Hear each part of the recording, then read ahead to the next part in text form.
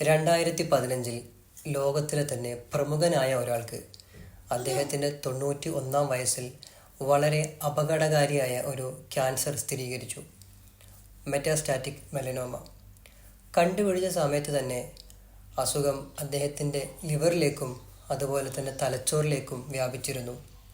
സാധാരണ ഇത്തരമൊരു സാഹചര്യത്തിൽ ഇതിനെ എങ്ങനെ ചികിത്സിക്കാം എന്നതിനേക്കാൾ എത്ര കാലം രോഗിക്ക് ദിവസങ്ങൾ നീട്ടിക്കൊടുക്കാം എന്നതിനെക്കുറിച്ചാണ് ഡോക്ടർമാർ ചിന്തിക്കാറ്. എന്നാൽ ഈ രോഗിയിൽ പുതിയ ഒരു തരം മരുന്ന് പരീക്ഷിക്കാൻ ഡോക്ടർമാർ തീരുമാനിച്ചു. സാധാരണ ഇത്തരം കേസുകളിൽ നമ്മൾ നൽകാറുള്ള റേഡിയോ തെറാപ്പിയുടെയും സർജറിയുടെയും കൂടെ തൊട്ട് ഒരു വർഷം മുൻപ്, അതായത് 2014 മാത്രം FDA അപ്രൂവൽ ലഭിച്ച പുതിയൊരു മരുന്ന് കൂടി പരീക്ഷിക്കപ്പെട്ടു. മാസങ്ങൾക്ക് ശേഷം ഈ രോഗിയുടെ സ്കാനിംഗ് റിപ്പോർട്ട് പരിശോധിച്ച സമയത്ത് അതിലെ കണ്ടെത്തലുകൾ വളരെ അത്ഭുതപ്പെടുത്തുന്നതായിരുന്നു. തലച്ചോറിൽ ഉൾപ്പെടെ ശരീരത്തിൻ്റെ എല്ലാ ഭാഗത്തു നിന്നും ക്യാൻസർ അപ്രത്യക്ഷമായിരിക്കുന്നു. ഞാൻ ഈ പറഞ്ഞ രോഗി മറ്റാരുമല്ല, മുൻ അമേരിക്കൻ പ്രസിഡന്റ് ജിമ്മി കാർട്ടറാണ്. ഇതൊരു അത്ഭുതമോ അല്ലെങ്കിൽ ഒരു മാജിക്കോ ഒന്നുമല്ല. ക്യാൻസർ ചികിത്സയിലെ വിപ്ലവകരമായ പുതിയ ഒരു അധ്യായത്തിൻ്റെ തുടക്കമായിരുന്നു. ഈ ചികിത്സാ രീതിയുടെ പേരാണ് ഇമ്മ്യൂണോതെറാപ്പി. എന്താണ് ഇമ്മ്യൂണോതെറാപ്പി? ഇത് മനസ്സിലാക്കുന്നതിന് മുൻപ് നമ്മുടെ ശരീരത്തിലുള്ള ഡിഫൻസ് സിസ്റ്റത്തെക്കുറിച്ച് അറിയണം. അതായത് നമ്മുടെ ഇമ്മ്യൂൺ സിസ്റ്റം. എങ്ങനെയാണോ പട്ടാളക്കാർ രാജ്യത്തിൻ്റെ അതിർത്തി സംരക്ഷിക്കുന്നത്, അതുപോലെ തന്നെ നമ്മുടെ ശരീരത്തെ ശത്രുക്കളിൽ നിന്നും സംരക്ഷിച്ചു നിർത്തുന്ന നമ്മുടെ ഇമ്മ്യൂൺ സിസ്റ്റം. ഇതിൽ പ്രധാനപ്പെട്ട ആളുകൾ ആരൊക്കെയാണ്? B cell, T cell, NK cell, macrophage, dendritic cell തുടങ്ങിയ ആളുകളാണ് ഇതിൽ പ്രധാന പങ്ക് വഹിക്കുന്നത്. നമ്മുടെ ശരീരം ഇവർക്ക് കൊടുത്തിട്ടുള്ള ടാസ്ക്, ഇവരുടെ ദൗത്യം എന്ന് പറയുന്നത് ശരീരത്തിൻ്റെ എല്ലാ മുക്കുമൂലയും പരിശോധിക്കുക. അസാധാരണമായിട്ട് എന്തെങ്കിലും കണ്ടെത്തി കഴിഞ്ഞാൽ ഉടനെ നശിപ്പിച്ച് കളയുക. ഉദാഹരണത്തിന് വൈറസ് ബാധയുള്ള കോശങ്ങളെ, അതുപോലെ തന്നെ ബാക്ടീരിയകളെ, അതുപോലെ തന്നെ ക്യാൻസറിൻ്റെ സാന്നിധ്യമുള്ള, ക്യാൻസറാകാൻ സാധ്യതയുള്ള കോശങ്ങളെ കണ്ടെത്തി കഴിഞ്ഞാൽ അവരെയെല്ലാം നശിപ്പിച്ച് കളയുക. നമ്മുടെ ശരീരത്തിൽ ക്യാൻസർ ആകാൻ സാധ്യതയുള്ള ഒരുപാട് കോശങ്ങൾ പലപ്പോഴായിട്ടും ഉണ്ടാകുന്നുണ്ട്. യഥാർത്ഥ സമയത്ത് ഇവരെ നശിപ്പിക്കുന്നത് കൊണ്ട് പിന്നീട് അപകടകരമായ അവസ്ഥയിലേക്ക് അവർ വരുന്നില്ല എന്ന് മാത്രം. അപ്പോൾ ഇത്രയും പവർഫുൾ ആയിട്ടുള്ള ഒരു സിസ്റ്റം നമുക്കുണ്ടായിട്ടും പിന്നെ എങ്ങനെയാണ് ഒരാൾക്ക് ക്യാൻസർ ഉണ്ടാകുന്നത്? അതിൻ്റെ കാരണം ക്യാൻസർ എന്ന് പറയുന്നത് അമിതമായി വളരുന്ന വെറും കോശങ്ങൾ മാത്രമല്ല, അവർ എക്സ്പേർട്ട് സർവൈവേഴ്സ് കൂടിയാണ്. നമ്മുടെ ഇമ്മ്യൂൺ സിസ്റ്റത്തെ എങ്ങനെ മറികടക്കാമെന്നും അവരെ മറികടന്നുകൊണ്ട് എങ്ങനെ ഒളിച്ചിരിക്കാമെന്നും ഇമ്മ്യൂൺ സിസ്റ്റത്തിനെ എങ്ങനെ മാനിപ്പുലേറ്റ് ചെയ്യാമെന്നും കൃത്യമായിട്ട് അറിയുന്നവരാണ്. ഞാൻ നേരത്തെ പറഞ്ഞു, ഇൻഫെക്ഷൻ ബാധിച്ചതോ അല്ലെങ്കിൽ ക്യാൻസർ ആകാൻ സാധ്യതയുള്ളതോ ആയിട്ടുള്ള കോശങ്ങളെ കണ്ടാൽ നമ്മുടെ ഇമ്മ്യൂൺ സിസ്റ്റം അതിനെ നശിപ്പിക്കുമെന്ന്. അതുപോലെ തന്നെ നമ്മുടെ ഇമ്മ്യൂൺ സിസ്റ്റത്തിന് നോർമൽ കോശങ്ങളെ, സാധാരണ കോശങ്ങളെ കണ്ടു കഴിഞ്ഞാൽ അവയെ ഉപദ്രവിക്കാതിരിക്കാനുള്ള കഴിവുമുണ്ട്.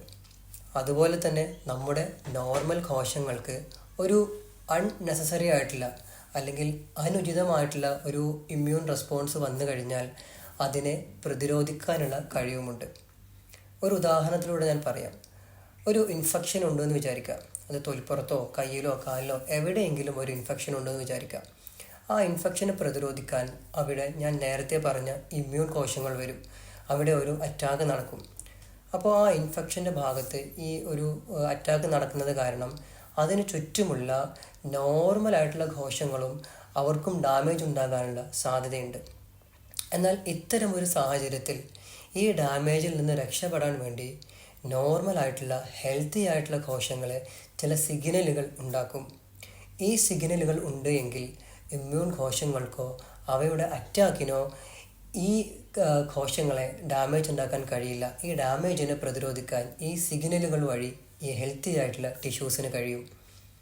ഇതിനെയാണ് നമ്മൾ ഇമ്മ്യൂൺ ചെക്ക് പോയിൻറ്റ്സ് എന്ന് പറയുന്നത്. അതായത് ഈ സിഗ്നലുകൾ ഉണ്ട് എങ്കിൽ ഇമ്മ്യൂൺ കോശങ്ങളുടെയും അവരുടെ അറ്റാക്കിനെയും നമുക്ക് പ്രതിരോധിച്ച് നിർത്താനും സ്വയം ഡാമേജ് വരാതെ സംരക്ഷിക്കാനും കഴിയും. ഈ ട്രിക്കാണ് ക്യാൻസർ കോശങ്ങൾ ഉപയോഗപ്പെടുത്തുന്നത്, അവരുടെ വളർച്ചയ്ക്കായി ഉപയോഗപ്പെടുത്തുന്നത്.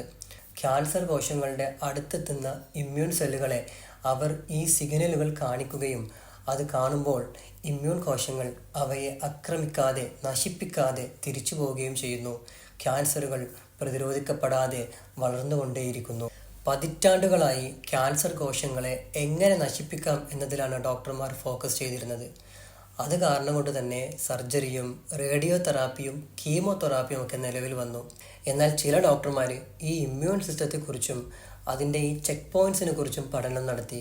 ഈ ചെക്ക് പോയിൻറ്റുകളെ ബ്ലോക്ക് ചെയ്യാനുള്ള മരുന്നുകൾ കണ്ടെത്തി. ഈ മരുന്നുകൾ പ്രയോഗിക്കുമ്പോൾ അവ ക്യാൻസർ കോശങ്ങളെ നേരിട്ട് നശിപ്പിക്കുകയല്ല ചെയ്യുന്നത്, മറിച്ച് ക്യാൻസർ കോശങ്ങൾ ഉപയോഗിച്ചിരുന്ന ഈ ചെക്ക് പോയിൻറ്റുകളെ ബ്ലോക്ക് ചെയ്യുമ്പോൾ നമ്മുടെ സ്വന്തം ഇമ്മ്യൂൺ കോശങ്ങൾക്ക്, പ്രത്യേകിച്ച് ടി സെല്ലുകൾക്ക് ഈ ക്യാൻസറുകളെ കണ്ടെത്താനും അവയെ നശിപ്പിക്കാനും സാധിച്ചു. ഈ മരുന്നുകൾ ആദ്യം പരീക്ഷിച്ച് വിജയിച്ചത് തൊലിപ്പുറത്തുണ്ടാകുന്ന അപകടകരമായിട്ടുള്ള മെറ്റാസ്റ്റാറ്റിക് മെലനോമ എന്ന് പറയപ്പെടുന്ന ഒരു ക്യാൻസറിലായിരുന്നു. ഇമ്മ്യൂണോതെറാപ്പിക്ക് മുൻപ് ഈ ക്യാൻസർ ബാധിച്ചു കഴിഞ്ഞാൽ കേവലം 1 വർഷമായിരുന്നു ആളുകൾ ജീവിച്ചിരുന്നത്. എന്നാൽ ഇമ്മ്യൂണോതെറാപ്പിക്ക് ശേഷം ട്യൂമർ പെട്ടെന്ന് ചുരുങ്ങുകയും ശരീരത്തിൽ നിന്ന് അപ്രത്യക്ഷമാവുകയും വർഷങ്ങളോളം രോഗികൾക്ക് പുതുജീവൻ നൽകുകയും ചെയ്തു. ഇന്ന് ഒരുപാട് ക്യാൻസറുകൾ ഇമ്മ്യൂണോതെറാപ്പിയിലൂടെ ചികിത്സിക്കുന്നുണ്ട്. Metastatic melanoma, lung cancer, liver cancer, kidney cancer, bladder cancer, cervical cancer, colorectal carcinoma, ചില ലുക്കീമിയാസ്, ഹോജ്കിൻസ് ലിംഫോമ തുടങ്ങിയവയാണ് അതിൽ പ്രധാനപ്പെട്ടവ. ഇനി ഇമ്മ്യൂണോതെറാപ്പി ചെയ്യുമ്പോൾ ഉള്ള പ്രശ്നം എന്ന് പറയുന്നത് അത് കീമോതെറാപ്പിയിൽ നിന്ന് വ്യത്യസ്തമാണ്. കാരണം ഇവിടെ ഇമ്മ്യൂൺ സിസ്റ്റം ഒന്നുകൂടെ സ്ട്രോങ്ങർ ആകുന്നു എന്നതുകൊണ്ട് തന്നെ നമ്മുടെ നോർമൽ കോശങ്ങളെയും നോർമലായിട്ടുള്ള അവയവങ്ങളെയും ചിലപ്പോൾ ബാധിച്ചേക്കാം. ഉദാഹരണത്തിന് തൈറോയ്ഡ് ഗ്ലാൻഡിനെ അറ്റാക്ക് ചെയ്യാം, അതുപോലെ നമ്മുടെ ലങ്സിനെ അറ്റാക്ക് ചെയ്യാം, ചിലപ്പോൾ ലിവറിനെ അറ്റാക്ക് ചെയ്യാം, അതുപോലെ നമ്മുടെ അഡ്രിനൽ ഗ്ലാൻഡിനെയും അറ്റാക്ക് ചെയ്യാം. അതുകൊണ്ട് തന്നെ ഈ ചികിത്സ എടുക്കുന്ന ആളുകൾ നമ്മുടെ ഈ പറഞ്ഞ അവയവങ്ങളുടെയൊക്കെ പ്രവർത്തനം മോണിറ്റർ ചെയ്യേണ്ടത് അത്യാവശ്യമാണ്. ഇമ്മ്യൂണോതെറാപ്പി എന്ന് പറയുന്നത് പുതിയൊരു ചികിത്സാ രീതി എന്നതിനേക്കാൾ ക്യാൻസറിനെ കുറിച്ചിട്ടുള്ള നമ്മുടെ ചിന്തകളും സമീപനങ്ങളും തന്നെ മാറ്റിമറിച്ച ഒന്നാണ്. ഈ വീഡിയോ നിങ്ങൾക്ക് ഇഷ്ടമായി, ഉപകാരപ്രദമായി എന്ന് തോന്നുന്നുണ്ടെങ്കിൽ കൂടുതൽ ആളുകളുടെ അറിവിലേക്കായിട്ട് ഷെയർ ചെയ്യുക, വീഡിയോ ലൈക്ക് ചെയ്യുക, എൻ്റെ ചാനൽ സബ്സ്ക്രൈബ് ചെയ്യുക. Thanks for watching.